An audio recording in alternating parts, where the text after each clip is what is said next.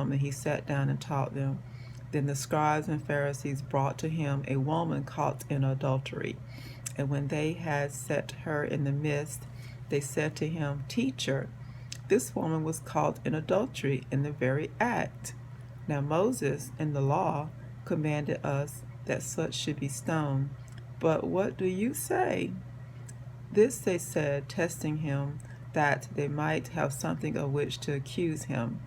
But Jesus stooped down and wrote on the ground with his finger, as though he did not hear.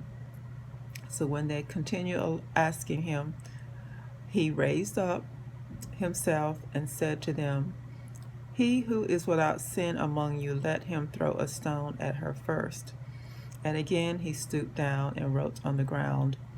Then those who heard it, being convicted by their conscience, went out one by one, beginning with the oldest, even to the last, and Jesus was left alone, and the woman standing in the midst.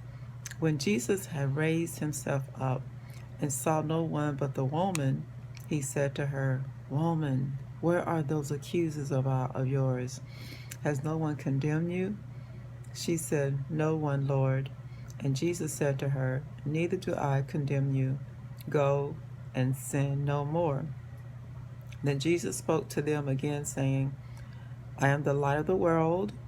He who follows me shall not walk in darkness, but have the light of life. Those are verses 1 to 12 in John chapter 8 from the New King James Version. So we're going to go back to the beginning of this chapter.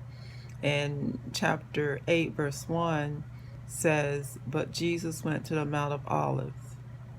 Jesus, Yeshua, went to the Mount of Olives. He went to a special place, a location to do his teaching instruction of the Heavenly Father. Verse 2, Now early in the morning he came again into the temple, and all the people came to him. He went into the temple to teach the word of the Heavenly Father, and he sat down and taught them. So the Heavenly Father, using his Son, the Messiah, to teach his holy words to the people inside the temple. It was early in the morning. Early in the morning. It means that Yeshua saw how important it was to get there early, and also the people knew that Yeshua was going to be there to teach the word, and they met him there. Verse 3, Then the scribes and Pharisees brought to him a woman caught in adultery.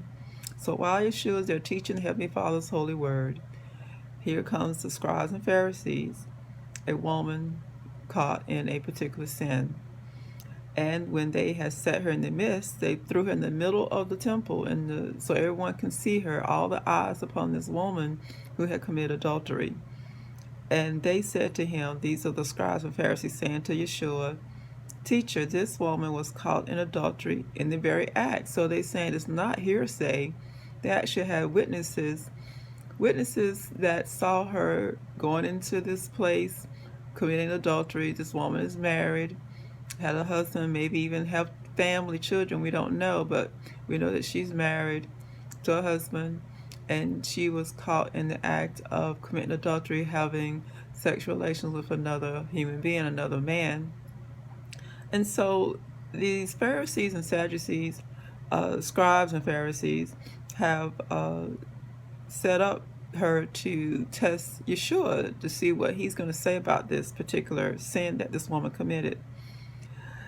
The scribes and Pharisees continue, Now Moses in the law commanded us that such should be stoned. But what do you say? So they are taking the law of Moses and applying it to this woman who had committed adultery. And so they're going to ask Yeshua this question to see how he responded. This they said, testing him, that they might have something of which to accuse him. Sometimes people will set up individuals in certain situation events to see how they're going to respond. Are they going to respond godly? Or are they going to respond ungodly? Sometimes the Heavenly Father will allow a believer, a child, servant, remnant, be tested by people who are evil and wicked to see how he or she is going to respond in that particular matter. So these individual scribes and Pharisees are testing Yeshua to see how he's going to respond. Is he going to obey the law of Moses, or is he going to break the law of Moses? So let's continue reading. what did Yeshua, Jesus of Nazareth, do? But Jesus stooped down and wrote on the ground with his finger as though he did not hear. So Yeshua was taking time, in my opinion, he was bowing down, praying to Heavenly Father in his heart, in his mind, in his spirit, asking Heavenly Father what words to say to these people who testing him on the law of Moses. Yeshua bent down, stooped down on the ground, writing something on the ground with his finger. And at that time, in my